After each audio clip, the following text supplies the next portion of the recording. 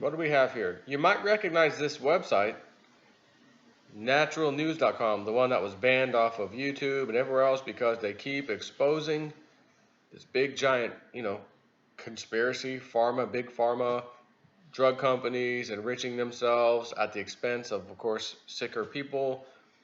And YouTube didn't like that and had to finally get rid of them. FDA warning: popular diabetes drug causes flesh-eating bacteria to eat your private parts? What? Natural news: some medication side effects are easier to ignore than others. You might be willing to overlook the occasional, headache, for example, but a bacterial infection that eats away at the flesh of your private parts? That's a deal breaker for most people. It sounds like the kind of obscure side effects you might expect from a specialist medicine for a very rare disease. But the illness known as necrotizing fasciitis, fasciitis of the perineum, is actually a potential side effect of several widely used diabetes medications. Now the FDA is warning patients and doctors about this highly concerning problem, which is also known as Fournier's gangrene. The drugs that have been linked to the illness belong to a class of medications known as SGLT2 inhibitors and include, tell me if you heard this name before, Eli Lilly and Co. They have one called Jardiance, Jardiance.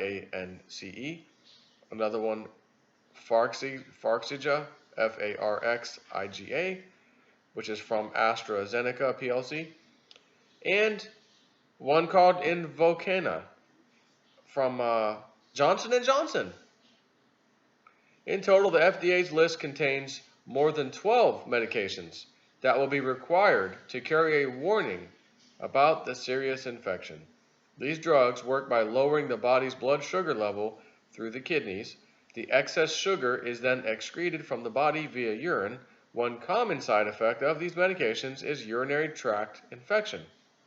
However, because the drug involves eliminating a high amount of sugar through urine, it is essentially placing a high amount of bacteria's favorite food in the genital region, creating a favorable environment for it to grow.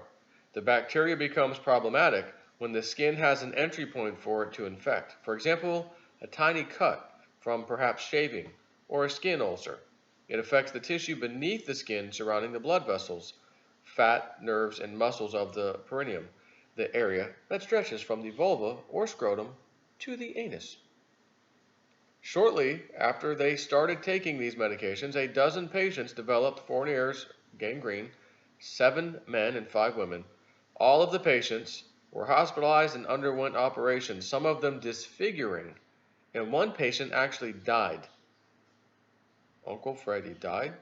The FDA believes that more cases could come to light as the risk is better understood. The FDA's move, although it could have some come sooner, was surprisingly honest when you consider the fact that drugs are projected to generate more than $7 billion in sales by the year 2020. Around 1.7 million patients were given a prescription for one of these medications last year.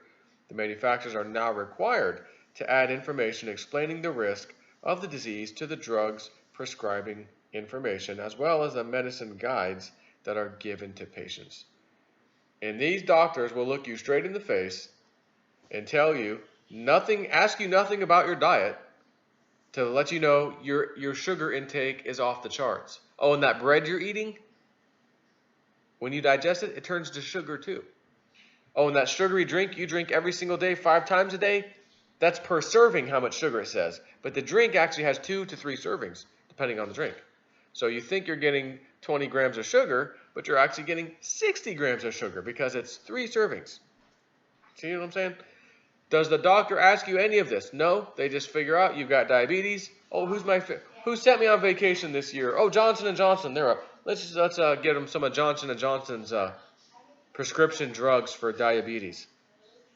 Most cases, I'm not talking about the people who are born with diabetes, but you look it up. I've already done the research, and we know people personally who change their diet, and it's mostly consists of just getting rid of the sugar. Yeah, you should be eating greens and salads and things, but get rid of the sugar. In most cases, their diet, they go back to the doctor. I'm telling you from personal experience from a friend of ours. My wife was talking to. Her name's Lisa, Pat and Lisa, and her doctor was like, "What the hell? Your diabetes is gone." She's, "What did you do? What happened?" "Oh, I changed my diet." That's it. Change my diet. It ain't even about the exercise, although that's great too. It was simply her diet. She told us all about it. Told me and my wife all about it.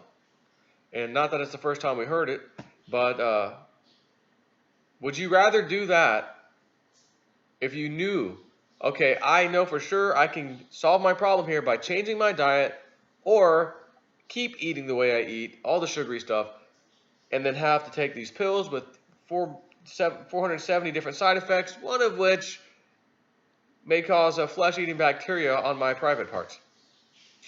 I really like that sugary stuff, but I like my private parts a little better. I think I'll change my diet. Do you follow me? Anyways, this is just crazy. Unbelievable. Take care.